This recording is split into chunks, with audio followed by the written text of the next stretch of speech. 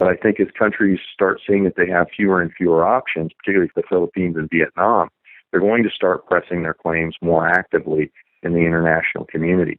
And I think the impact that that could have is that it could make China even more aggressive in attempting to convince those countries that that's not in their best interest to do that, and it's not in the interest of stability. We'll be coming back to that in just a moment. From Asia News Weekly, this is Asia Now, the podcast featuring stories and interviews from the Asia-Pacific region.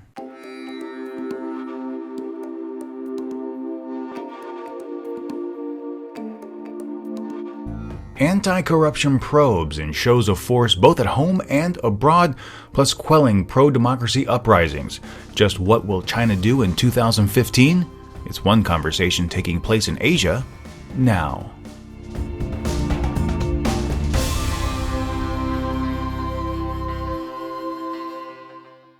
Welcome to Asia Now. I'm your host, Steve Miller, and I'd like to thank you for listening and downloading to this week's podcast. China. It happens to be one of the biggest players not only in Asia, but on a global scale. In fact, it is the number 2 economy. Over the past year, we've seen Chinese President Xi Jinping go after so-called tigers and other influential individuals said to be abusing their position.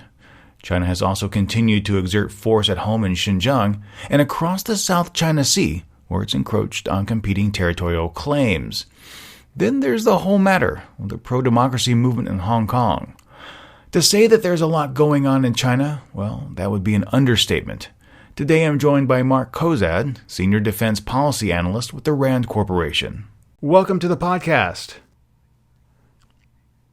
So as we look forward into 2015, specifically with China, a lot of big issues surrounding that huge nation. And I wanted to get your opinion on this first. President Xi Jinping is carrying out a number of anti-corruption investigations, most recently even looking into state-owned telecommunications and energy firms. How far is President Xi willing to go to get these so-called big tigers, and how long do you think these investigations will persist? Well, he's already demonstrated that he's willing to go pretty far. There haven't been too many stones in the different parts of the party or the government that he's left unturned. I mean, he's gone after a Politburo member and also looking at senior military leaders. And now the rumors is that he's going to, or the announcements are that he's going to go after individuals in the state-owned enterprises. So he really hasn't left too many of those stones unturned. I think there's a risk, however, with time in that if he is not able to manage this process over a long period of time, you could have increasing numbers of party members who could become likely targets, start questioning what their next moves will be and the types of strategies that they might want to pursue. So he's definitely shown that he can do this. He can do it in a lot of different places and over a period of time. But I think really for him, the question is going to be how firm he thinks his control is and how able he's going to be to maintain that control. One of the reports I saw was that Xi was doing this to, quote-unquote, restore some trust with the public. Is that working? I think on a certain level it is. I think one of the risks that he runs here, however, is by alienating members in the party. And if you have members of the party in local or national government who are becoming increasingly fearful of taking actions or having too much of a profile, it could lead to, in many respects, stagnation. And if that sets in, then it could actually have a negative effect. And in addition, if he starts going after state-owned enterprises and those in the party who have direct connections with local businesses, local industry, it could also have an effect on the economy. If people are just afraid to act, continually watching their back, and there have been some reports that that's actually starting to take place in some areas, then I think that these could work against him. So I think the intent is definitely an important one in recognizing that corruption has been such a significant factor in how the party's been perceived by the Chinese population. But at the same time, he's walking a very thin line. Part of it is maintaining the government's effectiveness and being viewed as competent by the people. And the second is maintaining party loyalty in light of the prosecutions in making sure that he has enough backing within the party to continue this on. So this is not, I think, a small undertaking. I think there's some definite major risks that he runs in continuing the program, but in some respects, it's something that had to be done. Now, turning our attention to a more volatile region, the South China Sea, we've seen recent allegations of Chinese craft ramming some Filipino fishing vessels. There's new information showing more land reclamation, and there appears to be somewhat of a bumping of ideological heads in the region. And there's even been allegations of China possibly bullying smaller nations within the ASEAN community. What could we see moving forward as 2015 progresses? Well, I think one of the things that we're likely to see, and it comes about with this most recent incident with the Philippines, but also over the course of the summer with the oil platform that was placed down in disputed territory with Vietnam. And I think that as the Chinese have placed pressure on these individual countries and tried to keep the situation from becoming internationalized, many of these smaller countries really don't see very broad strategies or really a way that they can stand up to China in many of these disputes in an effective manner. And I think the one thing that they're turning to now is trying to internationalize the situation, which is something that China doesn't want. China wants to keep this in terms of bilateral negotiations.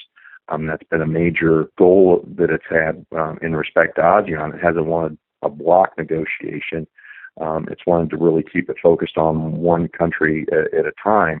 But I think as countries start seeing that they have fewer and fewer options, particularly the Philippines and Vietnam, they're going to start pressing their claims more actively in the international community. And I think the impact that that could have is that it could make China even more aggressive in attempting to convince those countries that that's not in their best interest to do that, and it's not in the interest of stability. You mentioned the oil platform off disputed areas within the exclusive economic zone of Vietnam, and recently there was a new gas field found south of Hainan. Do you think that possibly China could reinstitute that oil platform in Vietnam's exclusive economic zone, or push other oil platforms to pursue the reclamation of these natural resources? Oh, I think they definitely could, and it goes off of the reading from last summer, and I know that there have been some different interpretations of why China pulled the rig out a little earlier than it had originally stated. But I think the bottom line with the gas field south of Hainan is that the Chinese see that is their territory, that is a definite resource that they need access to for long-term goals, in particular ensuring that they can be as close to energy independent as possible and less reliant on foreign imports.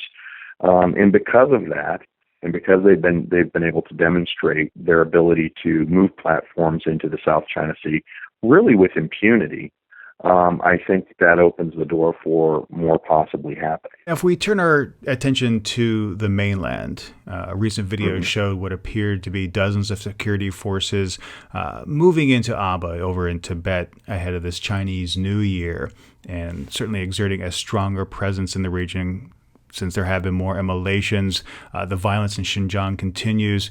What could we see in that area? Well, I think largely what the security forces are going to be focused on doing is just making sure that you don't have the types of events or protests that gain a lot of international attention or attention more broadly within China. And the more internationalized that becomes, the more opportunity the Chinese public has for getting access to some sort of press that gives them insight into what's going on out there. I think that there are two things that are really feeding off of one another. The first is with the recent immolations. Clearly, the Chinese security services don't want to see that become a widespread phenomenon. They want to try to limit that as much as possible and limit the amount of press coverage that engenders. And then also with the new year, there's just more opportunity for that to happen. It's a much more public time, much more recognizable time there. And so I think as they are getting closer into that period, the security forces are going to be really heavily focused on just making sure that this opportunity for activist activity really doesn't get out of hand in a way that's unmanageable. Okay, and finally, let's head down to Hong Kong. We have the Chinese New Year, and of course, last year we saw all the protests for pro-democracy movements. Even in February 1st, their supporters came out to protest once more. There's been rumors of pro-democracy supporters on the mainland being tortured, and most recently, CY Leung, in his New Year's address, basically told the people of Hong Kong to embrace the Chinese zodiac symbol of the sheep and avoid confrontations. Moving forward, does this mean that all hopes for a pro-democracy, true universal suffrage in Hong Kong have been dashed, and that China is just going to wait out and do what it wants to do in terms of implementing its plan for the vote in 2017? I think that the chances are slim, and I really do see very limited possibility for some sort of an alternative process here, in large part because from the outset, the Chinese government has made it clear that it does not want these protests to get out of hand.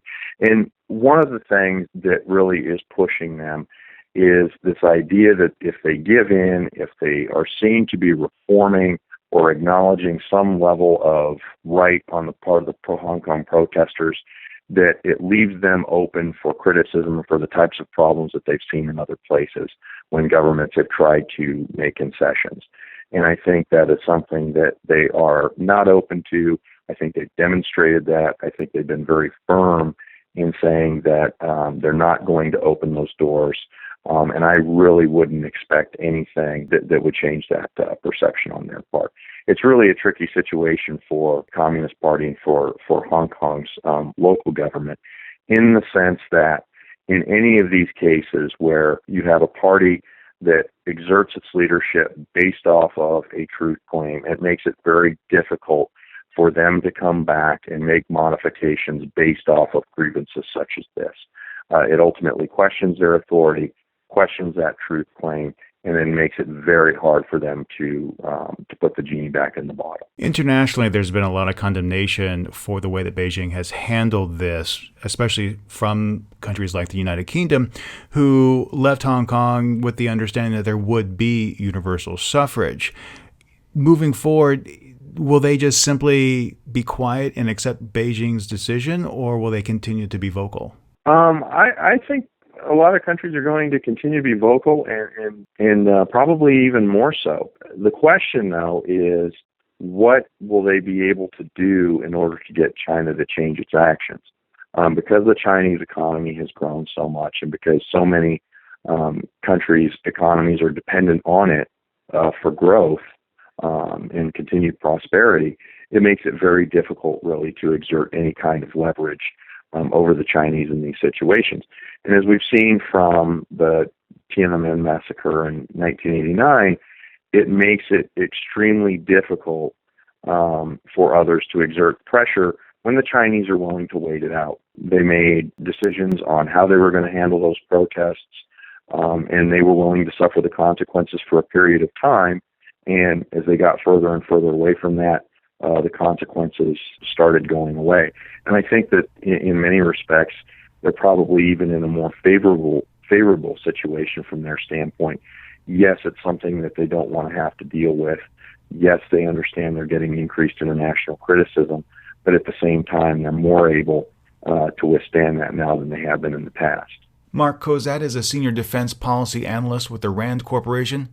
Thank you so much for joining me this week. No problem. It's been my pleasure. Before I go, I'd love to hear from you.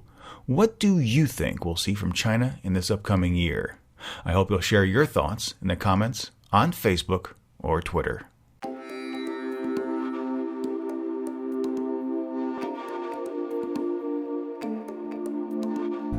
Stay informed and keep up with more news from the region by following Asian News Weekly on Facebook and Twitter.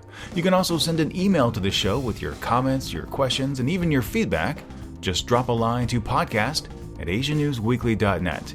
If you enjoyed this week's podcast, please share it with your friends.